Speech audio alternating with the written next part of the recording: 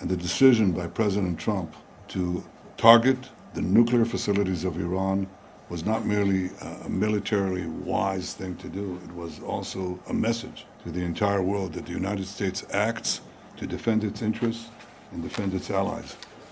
And America has no better ally than Israel. It's obvious that Israel has no better ally than America. You've been a remarkable partner, and our alliance, I think, has been forged for ages. What's going to be with the hostages and what is going to be with the future of Iran?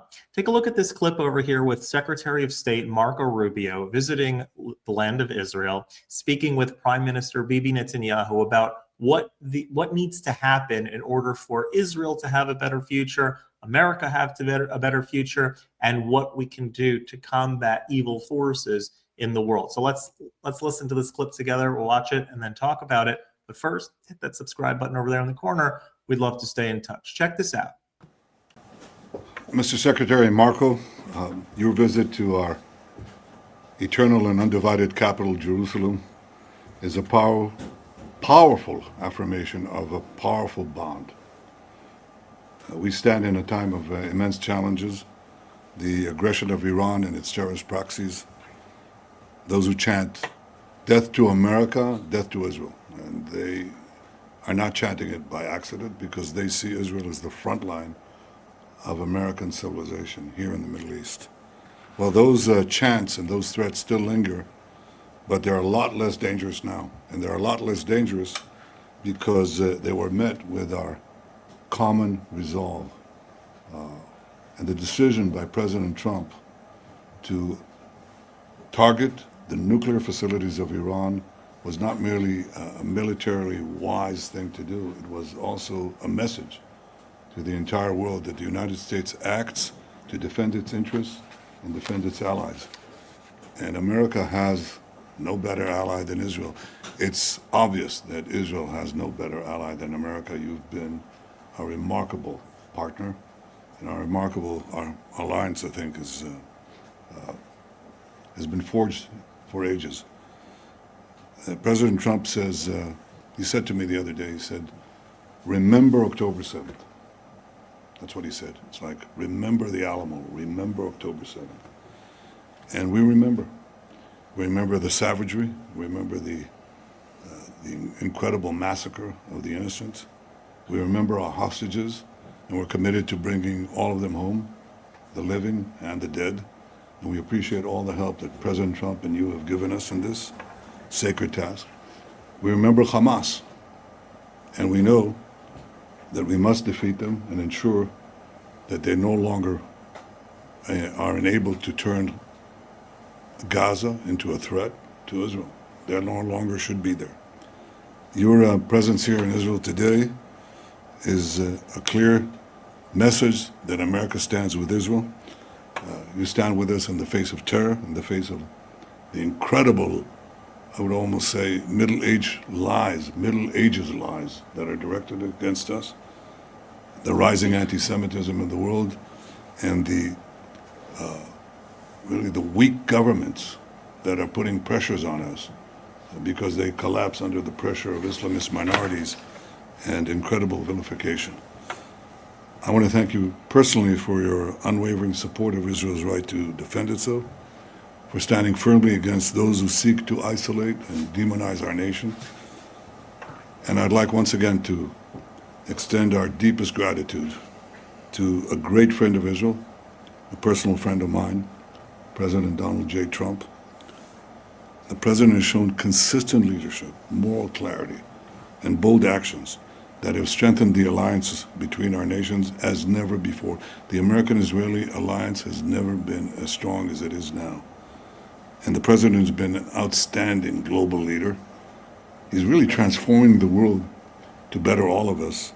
And I can again repeat what I've said time and time again. He's the greatest friend that Israel has ever had in the White House. We will continue to act together with great force and great determination to protect our countries, and I may add, to protect our common civilization, because we're engaged in a battle of civilization against barbarism. And the alliance between our nations remains as enduring and unshakable as the stones of the Western Walls we visited yesterday. We will forever cherish this friendship. And I want to say, Mr. Secretary, thank you. May God protect you, bless you, and bless your family. May God bless America. May God bless Israel. And may God bless our enduring alliance.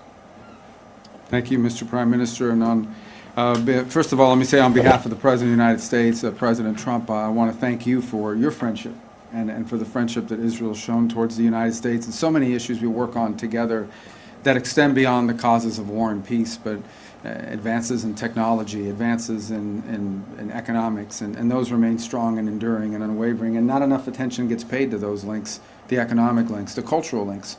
We're here today, by the way, later this evening to inaugurate and to open to the world perhaps one of the most important archaeological sites in the planet, and one that has deep meaning to so many people in the United States as well, in the Pilgrim's Road over at the City of David. And so it's an honor to be here and be a part of that.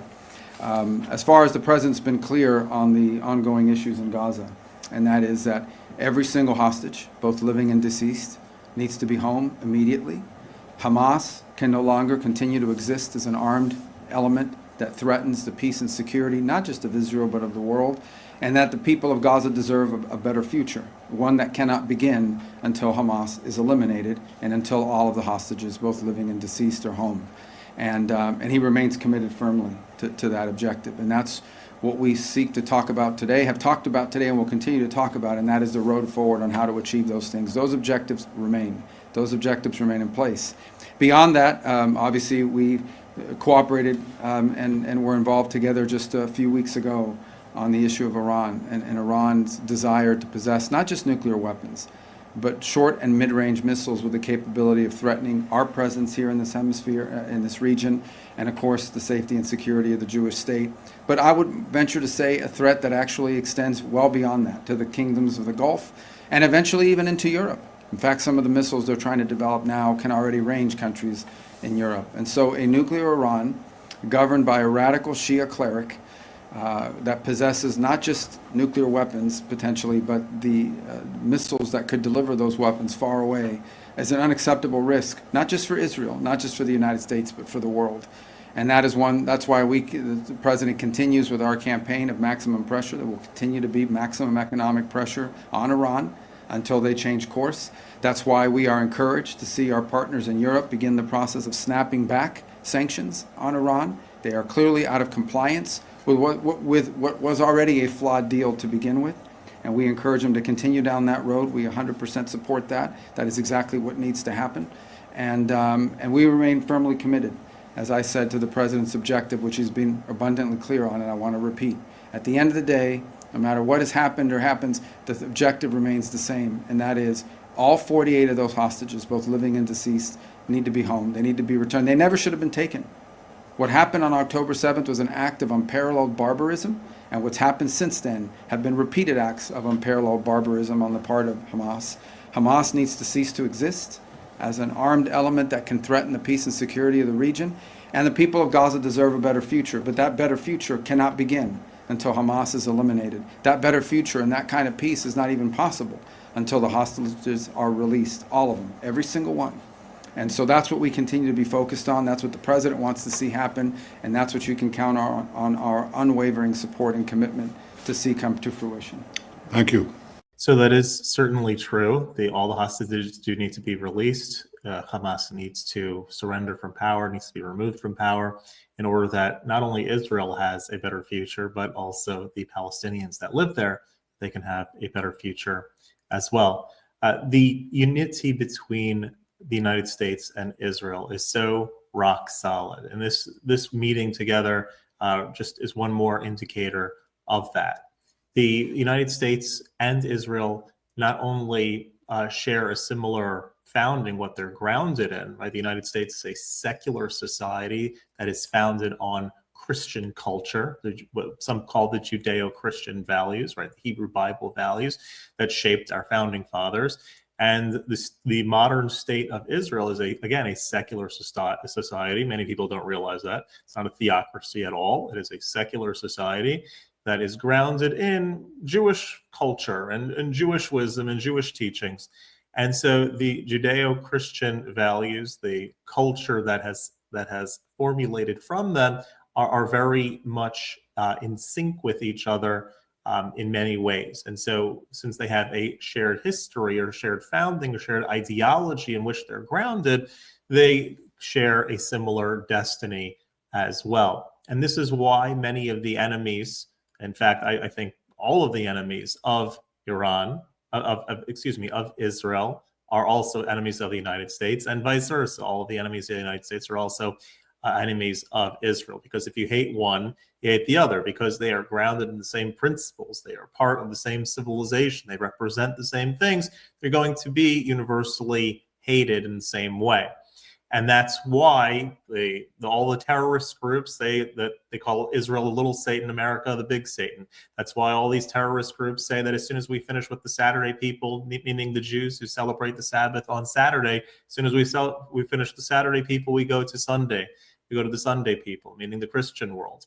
This is the glue. This is the foundation that binds us together historically, and this is why we are the ire of many in the world. We always are under the same ire.